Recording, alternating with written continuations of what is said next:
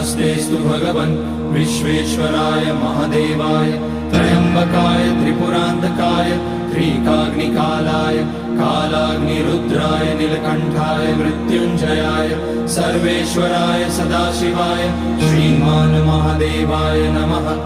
ॐ नमः शम्भवाय च मयोभवाय च नमः शङ्कराय च मयस्कराय च नमः शिवाय च शिवतराय च।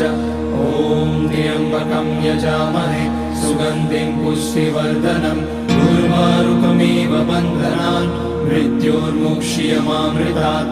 नागेन्द्रहाराय त्रिलोचनाय भस्माकराय महेश्वराय नित्याय शुद्धाय दिगम्बराय तस्मै नकाराय नमः शिवाय।